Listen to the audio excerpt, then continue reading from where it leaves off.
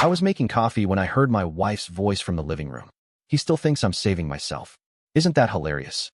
She didn't know I was behind the door, listening to every word. That night, I packed her things, and one little surprise. My name's Jake. I'm 28. I work as a data engineer in Charlotte, North Carolina, and I used to think I was married to the kindest, most principled woman I'd ever met. Her name is Melissa.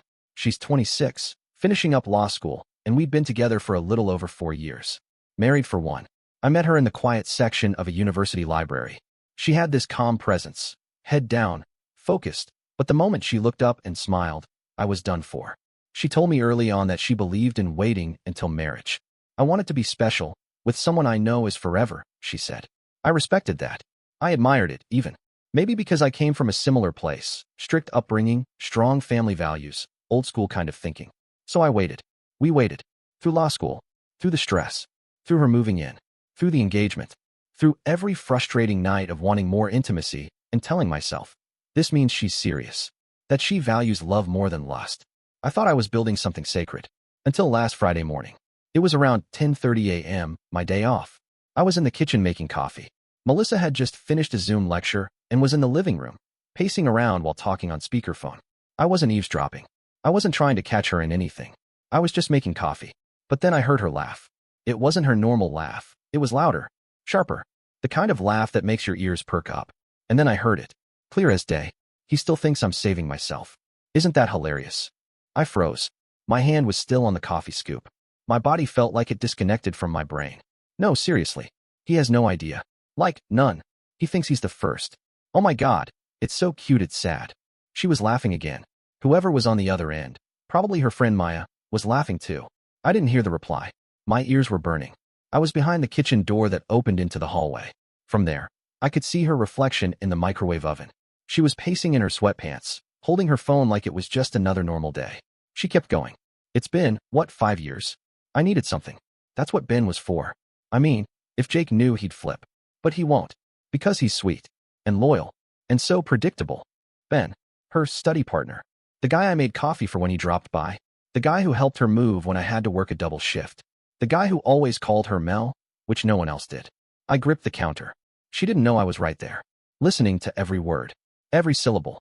Every syllable that stripped away everything I believed about us. About her. I stood there for a full minute after the call ended. Just breathing. Not moving. Staring at nothing. That night, I told her I was heading to my brother's place to help with his car. She kissed me on the cheek and thanked me for being so dependable. I packed her things while she was in the shower. Everything. Down to her law books and skincare routine. I put them all in the guest room, boxed and labeled. Except for one box. One I labeled. Let's be honest for once.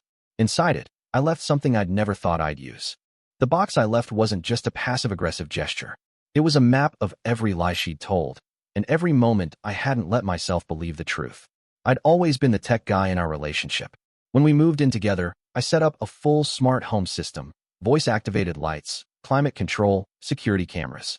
She joked I was paranoid, but loved the convenience. What she didn't know was that the hallway camera, just outside the kitchen, had voice capture enabled. Not for spying, just in case something happened while I wasn't home. But it was home, recording, that morning, and I kept the whole audio file. In that box, right on top, was a printed transcript of her entire phone conversation.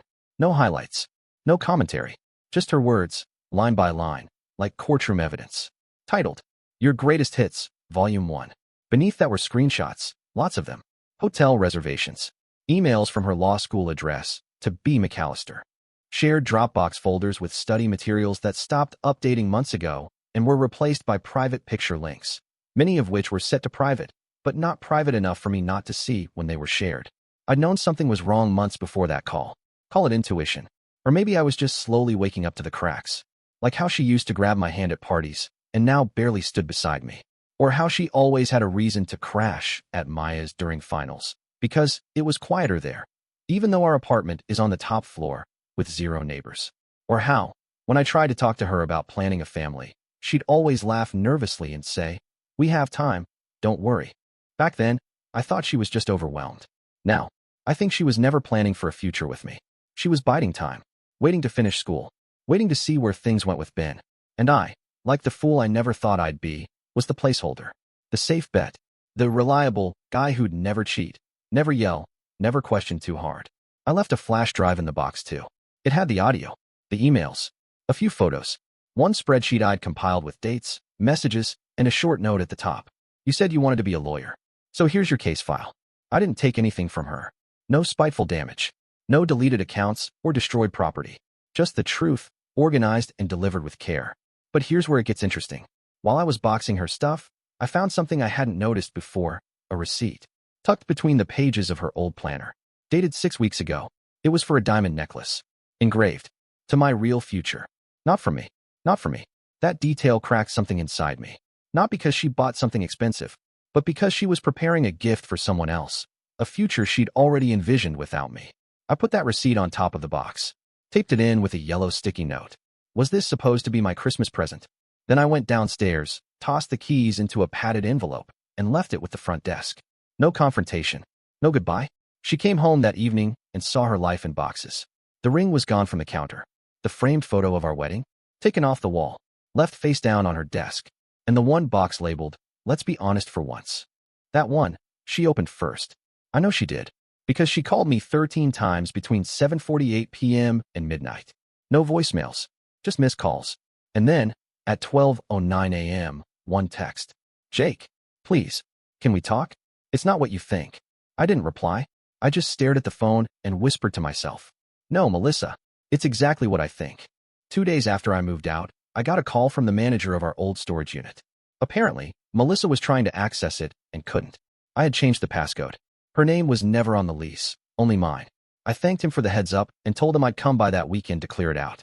That unit held the stuff we never got around to organizing: seasonal clothes, old textbooks, wedding decorations we never used, junk that didn't fit in the apartment. I wasn't expecting anything important, but I found something that made my stomach turn. Tucked in a brown shoebox, beneath her old tablet and some crumpled study notes, was a black USB drive. It had one label on it, written in blue Sharpie, with her handwriting. "Do not open." Of course I opened it. I thought maybe it was coursework, or maybe something personal she didn't want me seeing before. It was worse. There were 9 video files. The first 2 were harmless enough. Clips of her friends dancing at some house party. Music, red Solo cups, nothing special. But the third video was shot in our living room. It was Melissa, sitting on our couch, wearing my hoodie, talking to Ben. On camera. "Say hi to the future, babe," she giggled, waving at the screen. Ben held up a wine glass and toasted the camera. "To the con of the decade." She laughed like it was the funniest thing in the world. "I told you." He totally believed it. He still thinks I've never been with anyone else. They laughed. Hard. Together. He keeps calling me his first and only. And I keep saying the same back. "Isn't that adorable?" she said. Ben nodded. "You're doing great, babe. Once school's done, we ghost him. Move out west. Forget this chapter." I sat there, watching, with my fingers curled into fists. But there was more. Another video. This one was time-stamped for the weekend I'd gone to visit my parents last winter. It showed Melissa and Ben in our bed, talking, clinking glasses again. "He thinks I'm at Maya's," she whispered. Ben kissed her neck and said, "He probably thinks you're reading." She smirked. I told him I'd be studying all night. Technically not a lie. They high-fived. High-fived. Another video had her talking to the camera by herself, like she was vlogging her affair. She said, "If he ever finds out, I'll just cry. Say I was confused. That I didn't feel loved. Whatever. He'll believe it. He always does." I sat in that freezing concrete unit, with dust in my throat and sweat down my back, watching her rehearse how she'd manipulate me if I caught her. There was no shame in her voice. No hesitation. She knew what she was doing. This wasn't weakness. This wasn't an impulsive mistake. It was performance. It was arrogance. And it had been going on for years. I checked the metadata on the files. The earliest one was from 18 months before our wedding. That meant she was already seeing Ben when she said yes to my proposal. Already cheating while I was budgeting for her ring. Already lying when she told my mom. "He's the only man I've ever wanted." And I believed it all. Every word. Every expression. Every fake, stolen moment. I could have thrown the USB into the nearest trash can. Instead, I made 3 encrypted copies. One went to my lawyer. One stayed with me. And the third? Well, let's just say it found its way into the right hands. But I'll get to that. That night, I sat in my new apartment. No decorations. No furniture yet. Just a mattress on the floor and a laptop beside it. Melissa texted again. "Jake, please. I need to explain. It wasn't real. Ben doesn't mean anything. You were always my home." I read it once. Then I opened the next video. She was wearing the necklace I didn't buy her. The one from the receipt. And she whispered to Ben, One more year, and we're free. After watching those videos, something inside me shifted. Not shattered, just cooled. I wasn't in shock anymore. Not angry. Not confused. It was like everything had just clicked into place. The story she built for me had finally collapsed. And beneath the wreckage, I could see the truth, plain and raw. Melissa wasn't confused. She wasn't scared of intimacy. She was strategic. She built a version of herself tailored for me. Said the right things. Held back just enough. Let me think I was leading while she charted a path built on convenience, safety, and an exit plan. She got her law degree, and I got played. But I still had time to rewrite the ending. The next morning, I visited our shared bank. Well, my bank. The one I opened before we were even engaged. When Melissa moved in, I added her name, temporarily, so she could help pay rent and track our down payment fund. I'd been pouring money into it for years. Salary, bonuses, even tax returns. Melissa? She deposited a total of $800 in 14 months. Most of it was withdrawn again within days. The account balance was just under $68,000. I walked into the branch, handed over my ID, and asked to remove her access. The banker paused for a moment, then nodded and said, "We can do that." 20 minutes later, she was off the account. I then wired every last cent into a brand new solo account. Different bank, different everything. I even froze the joint credit card and opened an identity fraud alert. I wasn't being petty. I was protecting myself from someone who'd already proven she saw me as a resource, not a partner. Then I walked back to my apartment. Clean, quiet, no ring echoing against my finger. And I wrote Melissa a note. Not a text, not an email, a handwritten note, placed carefully on top of her dresser inside the old apartment, where I still had the spare key. The note said, "Check the closet. Everything you're looking for is in there. Also, I'm keeping Charlie. You lied to me. He never did. Charlie is our dog." Well, my dog now? She tried calling again that evening. 7 missed calls in 2 hours. A barrage of texts followed. "Jake, what are you doing? Please don't take this out on me like this. I never meant to hurt you." Then came the voice message. Her voice was cracking, fake trembling. "Jake, please. I know I messed up. But don't you think we owe it to our vows to at least talk before throwing it away?" Thrown away? I could have laughed if it wasn't so exhausting. You don't get to burn the house down and then ask to rebuild it over coffee. I didn't respond. Instead, I reached out to someone else. Remember Ben? The real future she was planning? Well, thanks to that USB, I had an email address for his office, his employer, and I had a folder labeled Professional Conduct Violation, Confidential Material. Let's just say I gave his fiancée a head start. But that's for next time. Before I ended the day, I sent Melissa one final message. "We'll talk soon. I'm organizing something special. You'll want to be there." It wasn't a threat. It was an invitation. Because revenge doesn't always scream. Sometimes, it just sends a calendar invite with your name on it, and waits. Melissa didn't stop texting. 3 days passed. Then 4. Her tone shifted. First, it was desperate. "Jake, please. Let's just talk. You don't understand." Then it turned cold. "If you're trying to hurt me, congratulations. I hope you feel like a man." And then she tried guilt. "You can't just abandon me like this. We're married. We said vows." Right.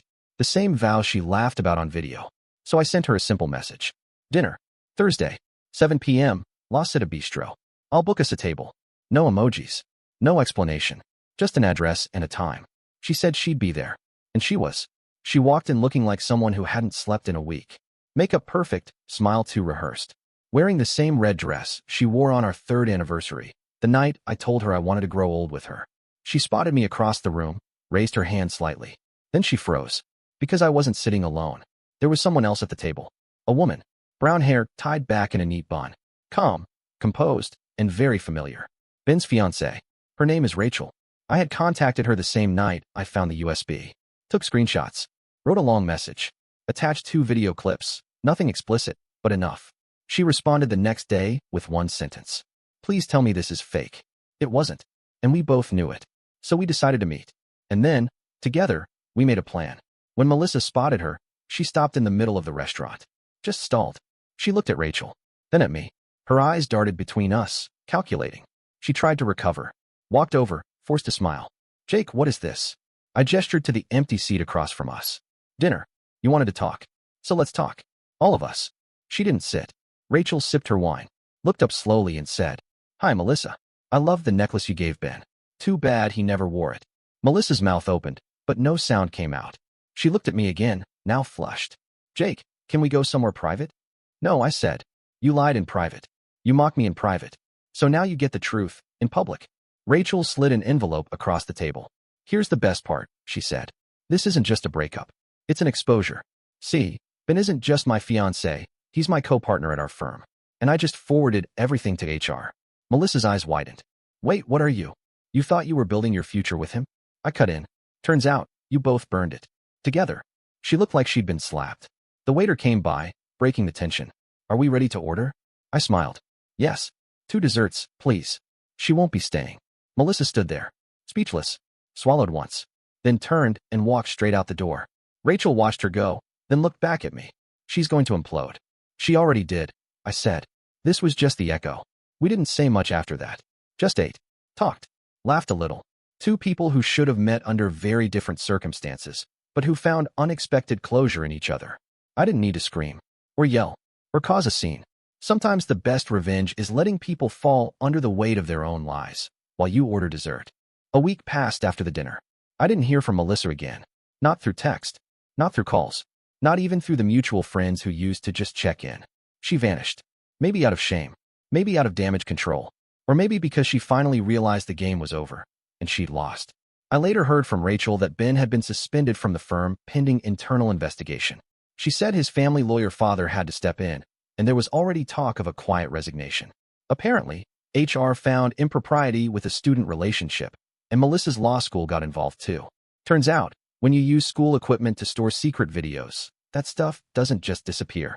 They were a power couple in the making. Now they were just a cautionary tale. As for me, I didn't celebrate.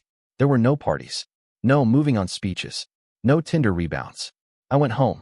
I opened a bottle of bourbon I'd been saving since graduation, sat down in my half-furnished apartment, with Charlie at my feet, and wrote one final thing. A letter. I sent it to Melissa's parents' house. The same address on our wedding invitation envelopes. I don't know if she was staying there, or if she was just hiding out somewhere. But I know it reached her. It was handwritten, neat, deliberate, just like everything I used to be when I believed in us. Here's what it said. Melissa, you once told me that trust was your love language. That you'd never ask me to prove my love, only to believe in yours. So I did. I trusted you. I believed every word you said, because I wanted to, not because you earned it. You built a world of fiction, and I lived in it like it was real. I gave you patience when you offered excuses. I gave you loyalty while you practiced betrayal. I gave you love, and you gave me performance. So now, I give you silence. No court battle. No dragged-out emails. No last chance. Just this. Loyalty is not a personality trait. It's a decision. One I made, and one you didn't. _ please don't contact me again. Jake, _ I didn't need her to cry.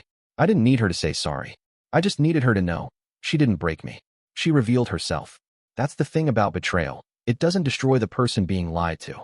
It destroys the liar's illusion of who they were pretending to be. And once that illusion's gone, there's no reason to look back. As for the future, it's quiet now. I walk Charlie every morning. I go to work. I come home to peace.